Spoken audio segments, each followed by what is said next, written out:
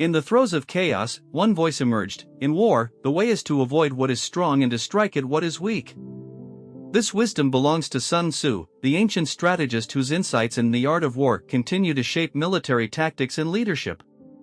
His teachings extend beyond battlefields, penetrating business and diplomacy, proving that strategy remains ever relevant. Sun Tzu lived in a fragmented world, each state embroiled in conflict and ambition during the Warring States period in ancient China.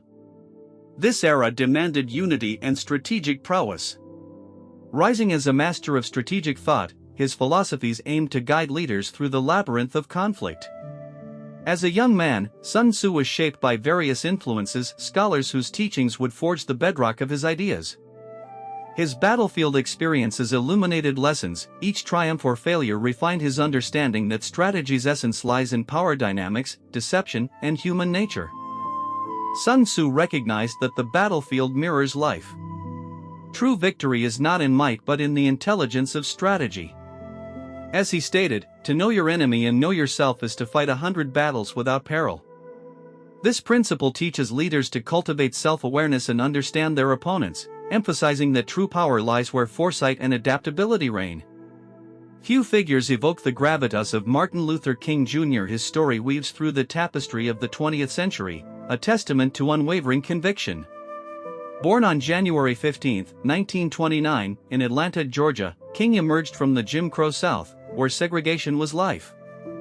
His family's love for education and moral fortitude shaped him, guided by a pastor father and a schoolteacher mother, both of whom instilled in him a deep sense of purpose and justice. Early on, King grappled with racial injustice. A poignant moment arrived on the playground, where he faced exclusion based solely on skin color.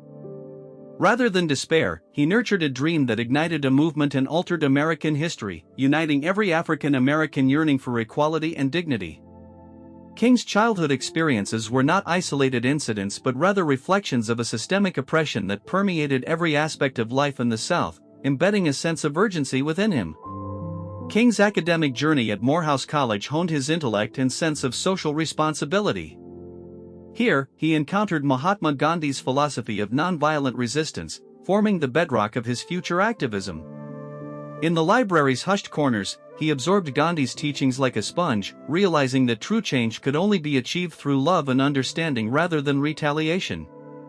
He was inspired by Gandhi's successful campaign for India's independence, recognizing the universality of nonviolence as a tool for justice. Merging this peaceful approach with the fervent urgency of civil rights set him apart as a leader whose voice would echo through generations. In 1955, the Montgomery bus boycott, sparked by Rosa Parks' defiance, catapulted King into the national spotlight. The spark ignited when Parks, arrested for refusing to give up her seat to a white passenger, became a symbol of resistance. Thrust into the role of spokesperson, King faced immense challenges from retaliatory actions. Yet King's resolve deepened. The disciplined nonviolence of the movement galvanized unity and resilience against hate. Thousands came together in solidarity, forming human chains of strength, standing firm against oppression. Churches, schools, and community centers became bastions of hope, rallying citizens to the cause. The boycott lasted 381 days, compelling the Supreme Court to rule that segregation on public buses was unconstitutional. This victory heralded change but came at a personal cost. King faced threats and harassment, his home was bombed, his family was continuously endangered. Late at night, he would often find himself reflecting in the stillness of his living room, heart heavy with the burdens of leadership.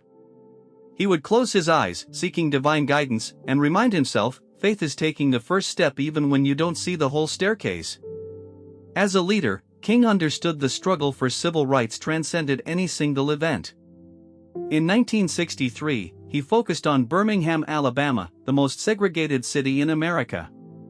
The Birmingham campaign exposed the brutal realities of segregation to the world.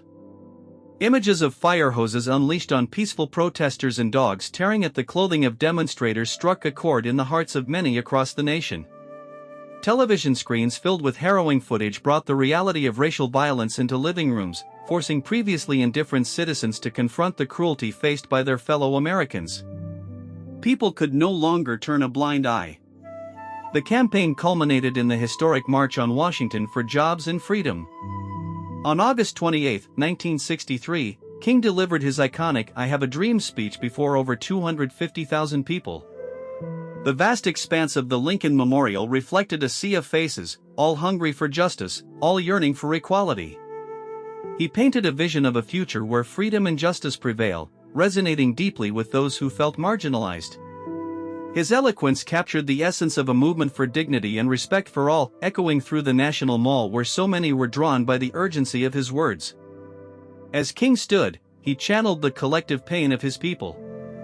He invoked the founding fathers' promise of liberty, reminding the audience that this nation was still not living up to its creed. With every iteration of "I Have a Dream," he resonated deeply within the hearts of those present and beyond, envisioning a world where character, not skin color, is the measure of worth. His vivid imagery painted a world where children of all colors could join hands, a world where freedom rang from every mountainside, uniting communities beyond racial divides. As the dream of civil rights took tangible form, opposition grew. Despite threats, King remained rooted in nonviolence and love. Darkness cannot drive out darkness, only light can do that. Hate cannot drive out hate, only love can do that, he proclaimed to an audience that was both hopeful and anxious, guiding the movement forward with moral clarity. His words cut through the fog of fear that surrounded him, igniting a flame of courage in the hearts of many who might have felt powerless in their own struggles. King's legacy evolved into a beacon of hope worldwide. His commitment to justice inspired leaders to rise against oppression, affirming that the principles of equality and justice are universal. From the oppressed in South Africa to the liberation fighters in Vietnam, King's message crossed borders and cultures, highlighting the interconnectedness of the human struggle for rights. His writings and speeches inspired countless movements. The echoes of his words flowed through the air at gatherings and protests around the globe, where oppressed people would chant his ideals, drawing strength from his vision. The battles he fought resonate in contemporary struggles for civil rights, demonstrating that the seeds of nonviolent resistance he planted continue to bear fruit. The Civil Rights Act of 1964 and the Voting Rights Act of 1965 were monumental achievements, yet they did not come easily. They were the result of tireless work, sacrifice, and the blood shed by many who stood alongside King. Behind those legislative victories lay countless stories of individuals who marched, protested, and even suffered for the cause. King understood that these victories were only the beginning. The battle would persist until equality was a lived reality for all. He often contemplated the intricacies of systemic racism during long nights of strategizing, aware that the fight would require more than legislation but a transformation of hearts and minds. King's journey was marked by achievements, yet it faced relentless challenges. The question remained, could he rally a nation to fulfill the dream he articulated? He felt the weight of responsibility upon his shoulders, aware that his voice had the power to uplift or fracture the movement altogether. In the years following the March on Washington, King faced increasing scrutiny and attacks from both sides. Critics questioned his methods and tactics, while others felt he was not radical enough. His commitment to nonviolence, even in the face of violent opposition, put him at odds with more militant factions within the movement. Yet, through it all, King remained steadfast. In his heart, he held on to the belief that profound change could only arise from a foundation of love and understanding. He often risked his safety to meet with young activists, seeking to unify differing ideologies and channels of activism into one cohesive force.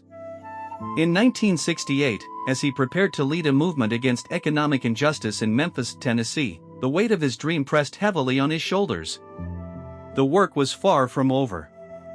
Many crucial issues still loomed large, including economic disparity. As he fought for sanitation workers' rights, advocating for living wages and humane working conditions, he knew that the fight for civil rights was deeply intertwined with the fight for economic justice. He understood that social justice could not exist in a vacuum without addressing the economic inequalities that plagued his community. His last speech, delivered the night before his assassination, carried a haunting resonance. He spoke of having been to the mountaintop, seeing the promised land, and though he might not have reached it himself, he declared that he was confident the people would arrive. He was filled with hope, yet shadows loomed over him, and he knew the peril of his mission. As he spoke, he reflected on both the struggles and victories of the movement, knowing well the sacrifices made by countless men and women who believed in his dream. Then came the tragic day of April 4, 1968. A shot rang out as King stood on the balcony of the Lorraine Motel. His life was taken too soon, yet his message lived on. King's assassination marked a low point in American history, igniting riots and protests across the nation. It felt as though the heart of the civil rights movement had been ripped from its core. But even in death, he became more than a man. He transformed into a symbol of the struggle for justice and equality. King's legacy solidified into a powerful testament of courage. His dream transcended time, igniting the hearts of those yearning for equality across the globe. The Black Lives Matter movement embodies his calls for justice. The principles he championed continue to inspire young activists, reminding us that the fight against racism and inequality is ongoing. Each time a voice stands up against injustice, echoes of King's fight resonate, nudging us toward the potential for collective action. Reflecting on Martin Luther King Jr., we confront our own roles in society. His life compels us to ask, how can we be agents of change in our communities? His dream is not an artifact of the past, it is a living vision requiring our engagement. We must not only remember his words but embody his spirit, embracing the conviction that through unity, love, and unwavering resolve, we can forge a future worthy of his dream.